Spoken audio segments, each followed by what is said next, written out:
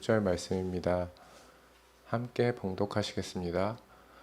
아나니아라 하는 사람이 그의 아내 삽비라와 더불어 소유를 팔아 그 값에서 얼마를 감추매 그 아내도 알더라. 얼마만 가져다가 사도들의 발 앞에 두니 베드로가 이르되 아나니아야 어찌하여 사탄이 내 마음에 가득하여 내가 성령을 속이고 땅값 얼마를 감추었느냐. 땅이 그대로 있을 때에는 내 땅이 아니며 판 후에도 내 마음대로 할 수가 없더냐. 어찌하여 이 일을 내 마음에 두었느냐. 사람에게 거짓말한 것이요 하나님께로다. 아나니아가 이 말을 듣고 엎드러져 혼이 떠나니 이 일을 듣는 사람이 다 크게 두려워하더라. 젊은 사람들이 일어나 시신을 싸서 메고 나가 장사하니라. 3시간쯤 지나 그의 아내가 그 일어난 일을 알지 못하고 들어오니 베드로가 이르되 그 땅 판 값이 이것뿐이냐 내게 말하라 하니 이르되 이에 이것뿐이라 하더라. 베드로가 이르되 너희가 어찌 함께 꾀하여 주의 영을 시험하려 하느냐. 보라, 내 남편을 장사하고 오는 사람들의 발이 문 앞에 이르렀으니 또 너를 메어 내가리라 하니 곧 그가 베드로의 발 앞에 엎드러져 혼이 떠나는지라. 젊은 사람들이 들어와 죽은 것을 보고 메어다가 그의 남편 곁에 장사하니 온 교회와 이 듣는 사람들이 다 크게 두려워하니라. 사도들의 손을 통하여 민간의 표적과 기사가 많이 일어나매 믿는 사람이 다 마음을 같이하여 솔로몬 행각에 모이고 그 나머지는 감히 그들과 상종하는 사람이 없으나 백성이 칭송하더라. 믿고 주께로 나아오는 자가 더 많으니 남녀의 큰 무리더라.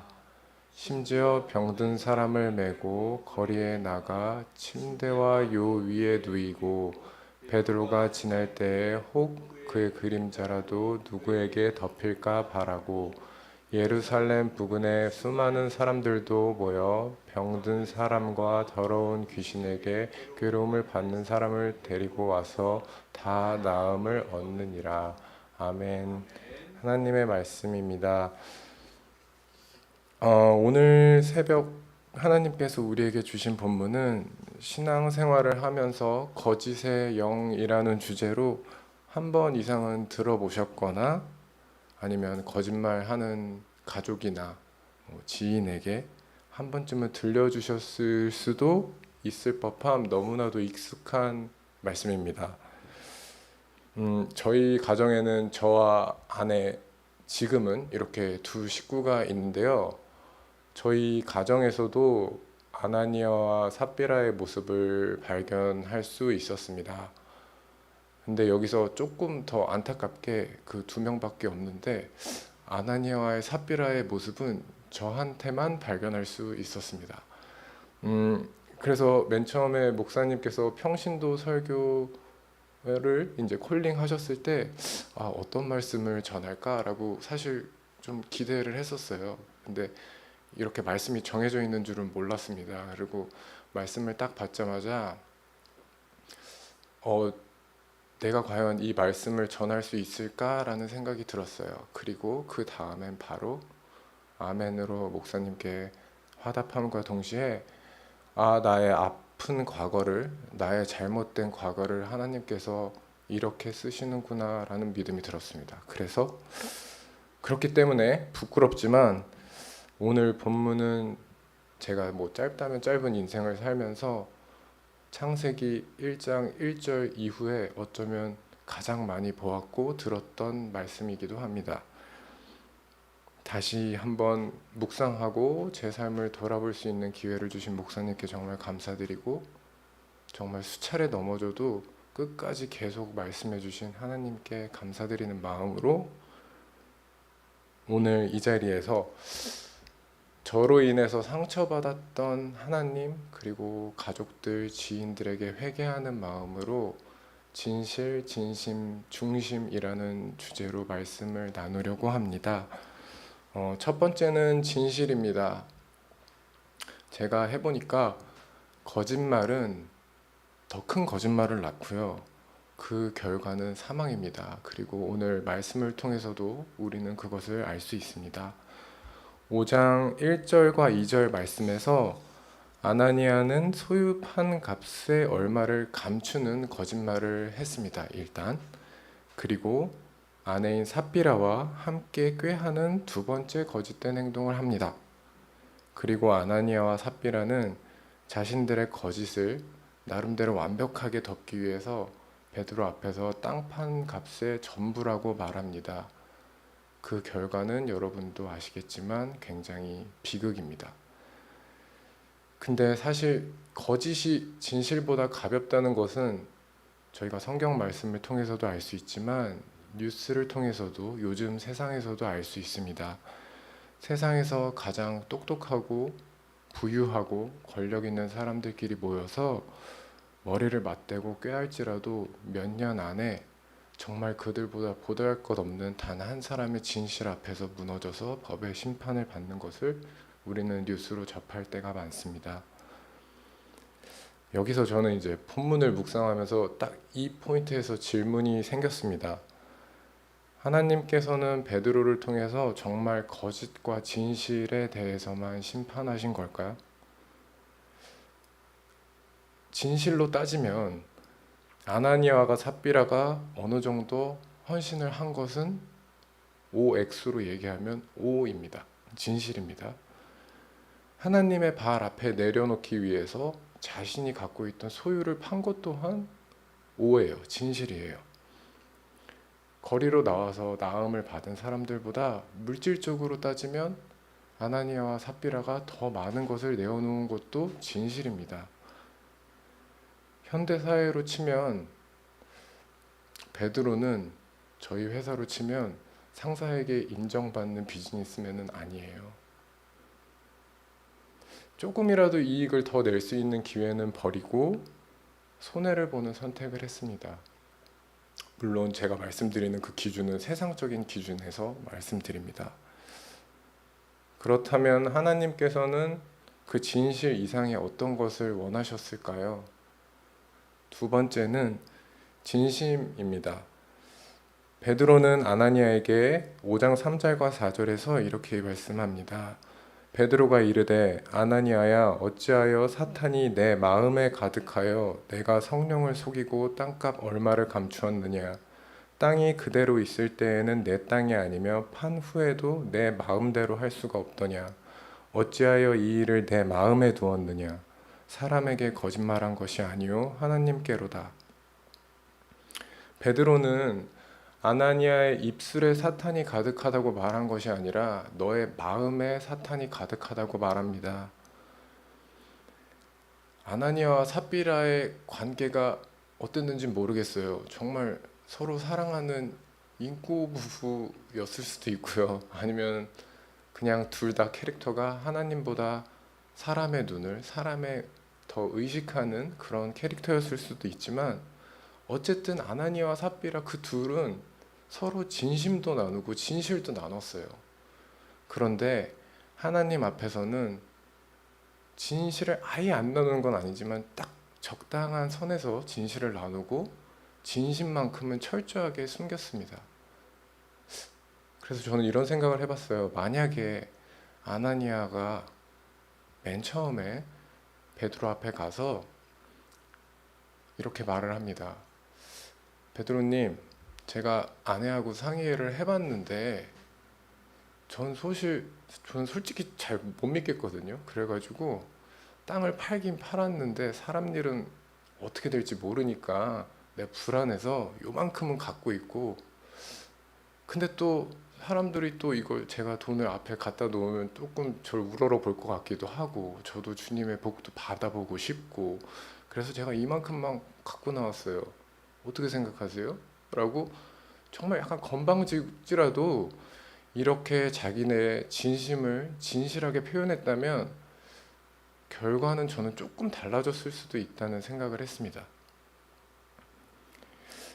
일상 속에서 우리 역시도 정말 우리의 진심을 진실하게 표현하는 것을 굉장히 어려워합니다.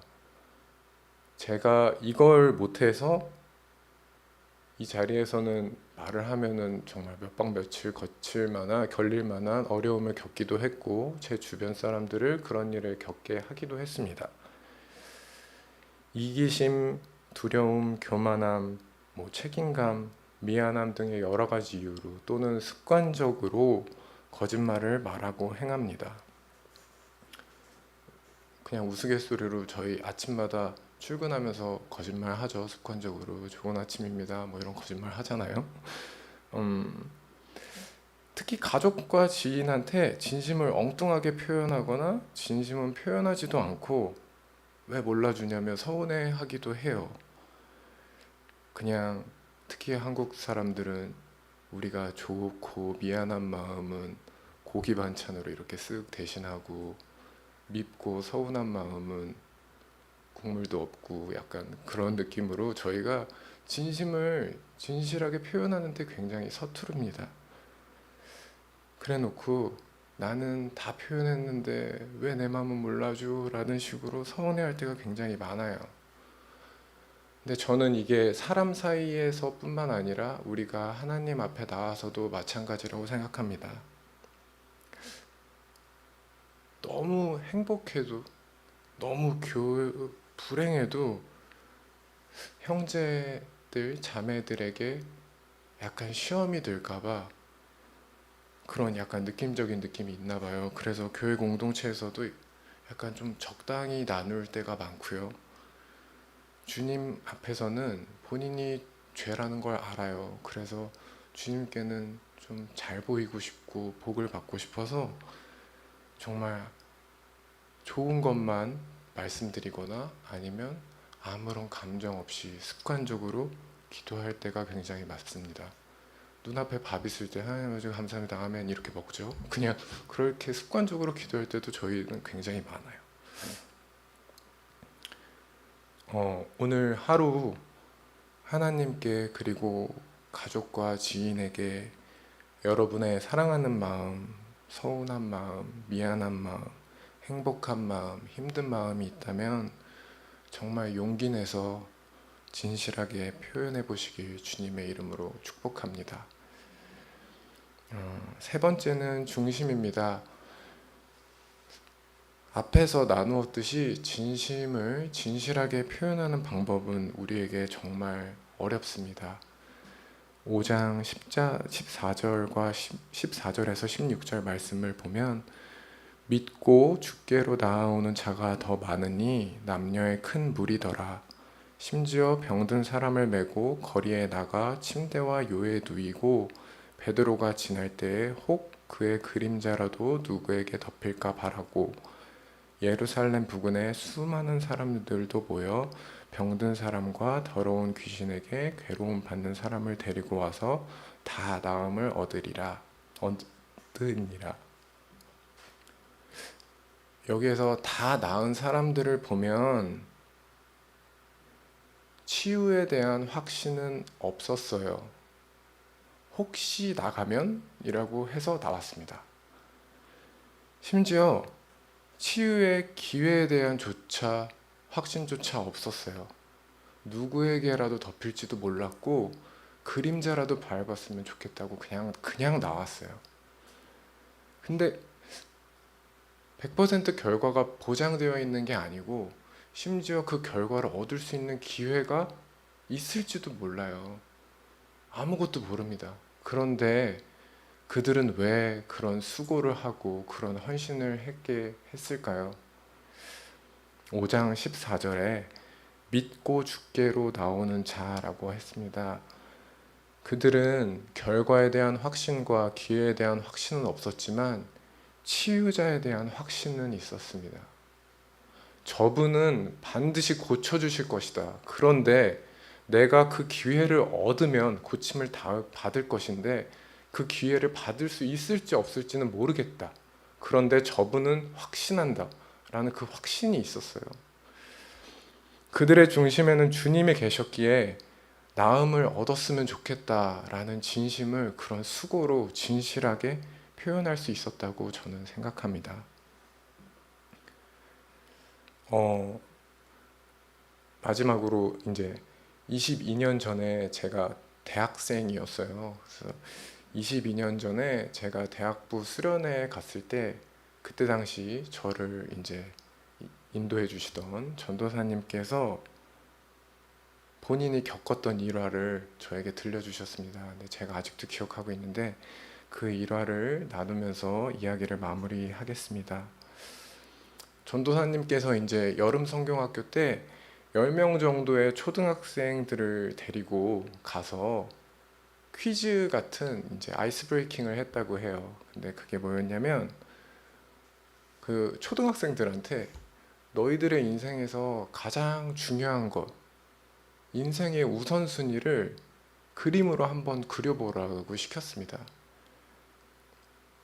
여러분도 지금 잠깐 머릿속으로 한번 여러분의 우선순위를 그림으로 한번 잠깐 그려보시겠어요? 저도 그렸었습니다. 그래서 잠시 후에 이제 한 명씩 돌아가면서 발표를 하는데 아이들의 그림에 전도사님께서는 정말 깊은 감동을 받았다고 해요. 그래서 그 아이들이 그린 그림은 여기 화면에 잠깐 띄워주시겠어요? 이렇게 됩니다.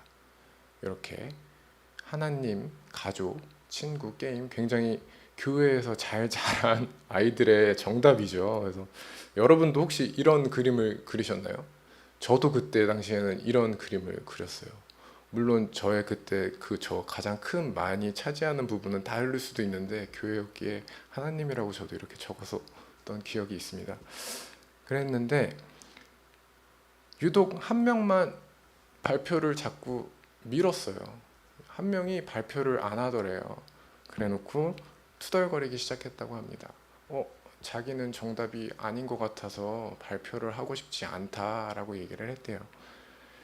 그래서 전도사님께서는 이 문제에 대한 정답은 없으니까 우리 발표 한번 해보자 라고 권유했고, 그 아이의 그림을 보고 발표를 듣는 순간 전도사님께서는 아까 받은 감동을 넘어서 큰 충격과 동시에 회개를 하셨다고 합니다.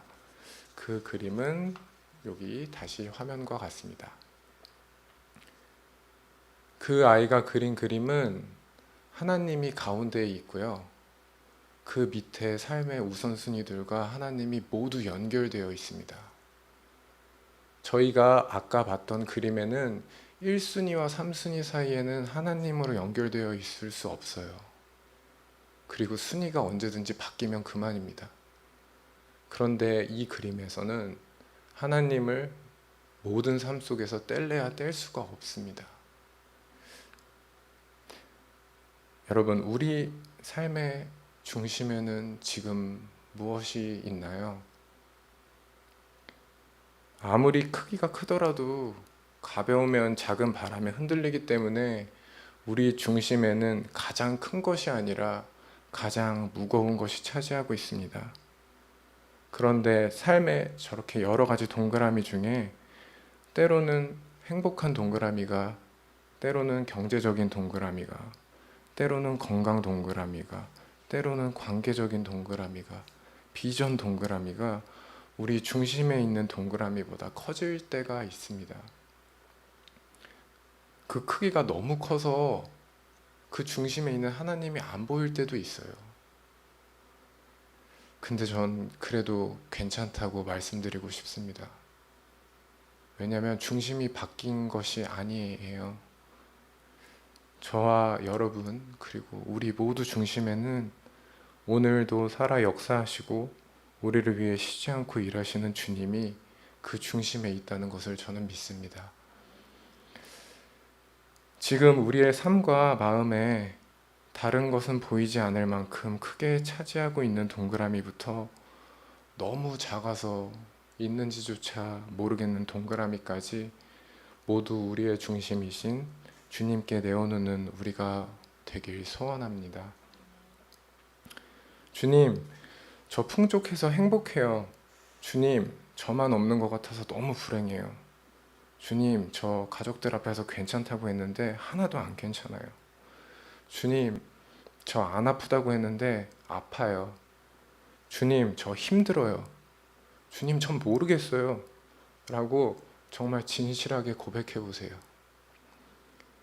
주님, 전 행복하고 싶습니다. 주님, 전 풍족하고 싶어요. 주님, 저 정말 건강하고 싶습니다.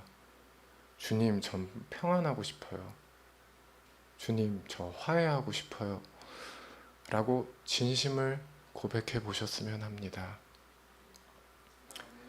속마음을 털어놓을 사람이 필요한가요? 상처를 치유해 줄 사람을 찾고 계시나요? 여러분의 어려움을 도와줄 사람이 필요하신가요?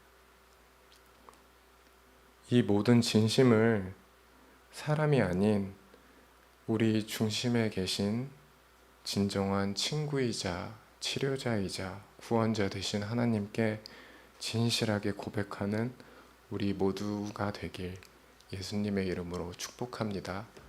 저희 함께 기도하겠습니다. 오늘 함께 기도할 첫 번째 기도 제목은요, 사람에게 뿐만 아니라 주님께도 거짓된 모습을 드린 저희들의 죄를 회개했으면 좋겠습니다.